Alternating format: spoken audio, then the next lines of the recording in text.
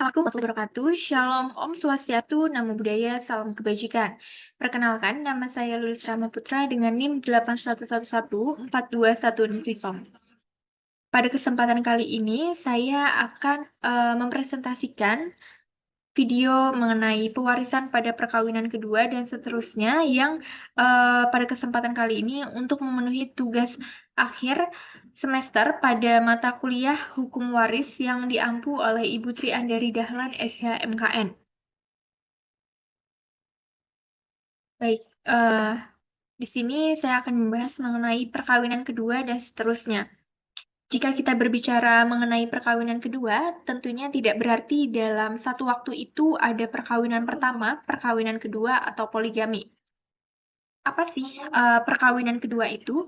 Makna perkawinan kedua adalah suatu perkawinan yang dilakukan oleh seseorang yang mana perkawinan pertamanya itu sudah selesai, kemudian adanya perkawinan terdahulu dan juga adanya anak dari perkawinan terdahulu.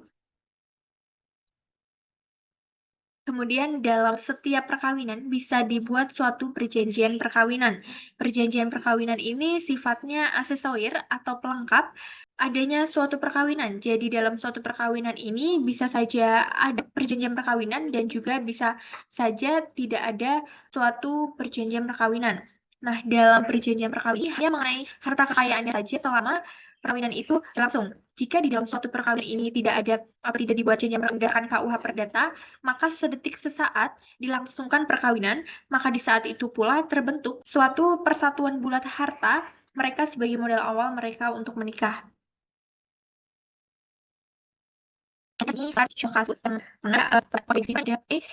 meninggal ini juga meninggalkan atau mempunyai seorang anak dalam perkawinan pertamanya ini yang bernama B. Nanti pada penjelasan berikutnya saya akan menjelaskan atau memaparkan terkait dengan perkawinan antara P dan K ini dilakukannya tanpa terlebih dahulu dengan membuat perjanjian kawin. Nah, di dalam perkawinannya ini, P dan K ini membawa masing-masing harta bawaannya, di mana P ini membawa hartanya sebesar 24 juta, sedangkan K ini membawa hartanya sebesar 6 juta. Nah, untuk harta peninggalannya ini sebesar total dari ini yaitu ada 30 juta. Maka yang akan kita bahas nanti berikutnya itu mengenai berapa yang diterima masing-masing oleh ahli waris dari P. Berikut skema kasus yang saya buat di sini. P di dalam perkawinan keduanya ini menikah dengan K dan melahirkan anak yang bernama L. Kemudian P ini dalam perkawinan pertamanya ini menikah dengan X dan melahirkan suatu anak yang diberi nama B. Di sini sudah dijelaskan bahwa harta dari itu di masa K ini ada juta. Totalnya ini untuk peninggalan itu ada 30 juta. Baik, di sini saya akan menerangkan terkait dengan singkat nanti perhitungan itu sering saya cantumkan. Di sini kita ada yang meninggal dunia. L ini anak dari D dan K dari perkawinan P yang kedua, kemudian X ini istri pertama P, dan B ini anak dari P dan X pada perkawinannya yang pertama. Kemudian untuk harta cuma-cuma P nanti akan saya singkat dengan HCP, untuk harta cuma-cuma disingkat dengan HC, dan untuk disingkat dengan AW. Tanpa perjanjian kawin disingkat dengan TPK, harta bawaan P akan saya singkat dengan HB, harta bawaan K. Untuk untung persatuan disingkat dengan UP, rugi persatuan disingkat dengan RP, harta warisan disingkat dengan HW, harta peninggalan disingkat dengan HP+, untuk kelebihan manfaat akan disingkat dengan KM. Baik, langsung saja ke perhitungan bahwa harta bawaan P tadi sudah disebutkan yaitu sebesar 24 juta. Untuk harta bawaan K dalam perkawinan keduanya dengan P ini yaitu ada 6 juta. Yang pertama akan menghitung mengenai untung persatuannya, yaitu rumusnya ada harta peninggalan dikurang HBP ditambah HBK, harta bawaan P ditambah harta bawaan K, yaitu HP-nya tadi ada sebesar 60 juta, HP ini diperoleh dari harta P ditambah harta K, bahwa harta P, harta K ini nanti akan saya jelaskan di penghitungan pada slide berikutnya. Di sini untuk untung persatuannya ini HP-nya ada 60 juta dikurang HBP, harta bawaan P ada 24 juta, HBK harta K ada 6 juta, jadi total 60 juta kurang 30 juta sama dengan 30 juta. Untuk distribusi dari pada harta peninggalan di sini kita hitung dulu terkait dengan harta P-nya, bahwa harta P ini rumusnya harta bawaan P ditambah setengah UP dikurang setengah RP ditambah HCP. Bahwa harta bawaan P ini tadi ada 24 juta, kemudian setengah dari untung persatuan tadi ada 30 juta, setengah dari RP rugi persatuan ini masih 0. Dan untuk harta cuma-cuma P ini ada 0. Jadi untuk harta P ini totalnya 24 juta ditambah setengah dari 30 atau setengah dari UP ada 15 juta. Jadi totalnya ada 39 juta untuk harta P-nya. Nah, untuk harta K-nya ini rumusnya ini sama, hanya kita hitung terkait dengan harta bawaan K tadi. Bahwa harta bawaan K tadi itu dijelaskan bahwa HBK-nya ada 6 juta, setengah dari UP-nya ini masih sama, ada 15 juta, dan total keseluruhannya ini ada 21 juta. Nah, untuk harta peninggalannya ini diperoleh dari harta P ditambah dengan harta K. Bahwa harta P ini ada 39 juta ditambah dengan harta K ada 21 juta. Jadi total harta peninggalannya ada 60 juta.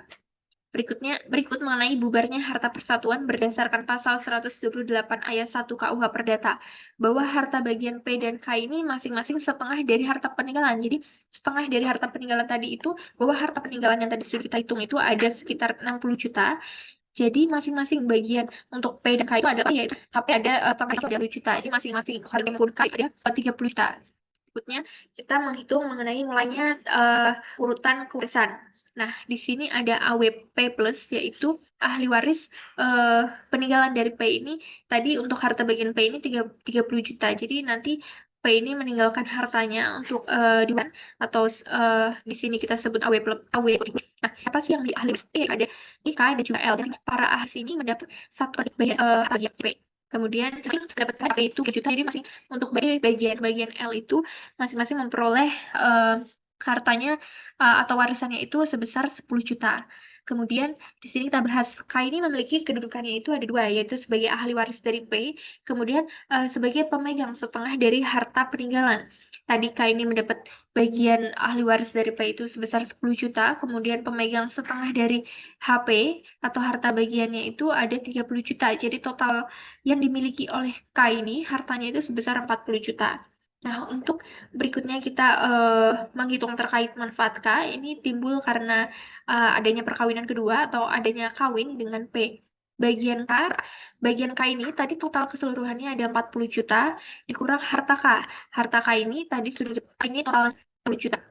Harta ada 21 juta dari perolehan yang sebelumnya. Di ini ada bagian K ada 40 juta, 20 juta, jika ada 1 juta.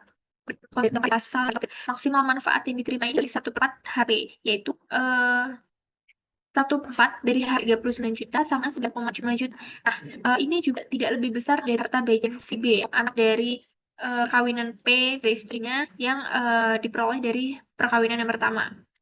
Manfaat maksimal yang dapat diterima oleh K ini adalah sebesar 9,75 juta. Mohon maaf, ini sebelumnya saya salah nulis. Jadi untuk manfaat maksimal yang diterima oleh K ini 9,75.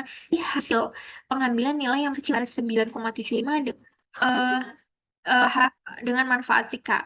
Kemudian untuk kelebihan manfaat K yang selanjutnya akan saya singkat dengan KMK, yaitu manfaat K dikurang maksimal yang dapat diterima. Jadi ada manfaat K ini tadi ada 19 juta dikurang dengan 9,75 juta.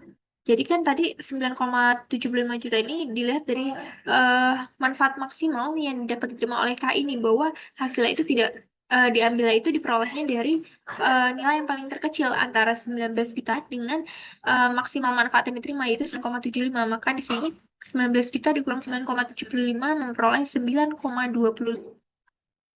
Berikutnya, untuk kelebihan manfaat K ini merupakan hak anak, maka kelebihan manfaat tersebut dibagi sejumlah anak, di mana hak anak ini diperoleh dari kelebihan manfaat. Tadi kelebihan manfaat K ini akan dibagi dengan total jumlah anaknya, yaitu ada 2.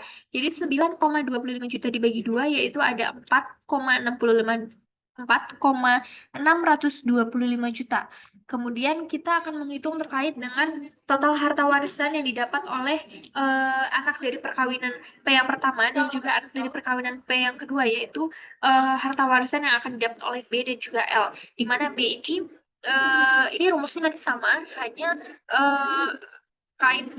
rumusnya ini sama dan nanti akan modelnya ini sama. Jadi total harta warisan yang didapat oleh B dan L ini masing-masing 14,625 juta, di mana diperoleh dari harta warisan awal ditambah dengan harta kelebihan manfaat K, yaitu memperoleh masing-masing baik B maupun L, yaitu memperoleh sekitar 14,625 juta.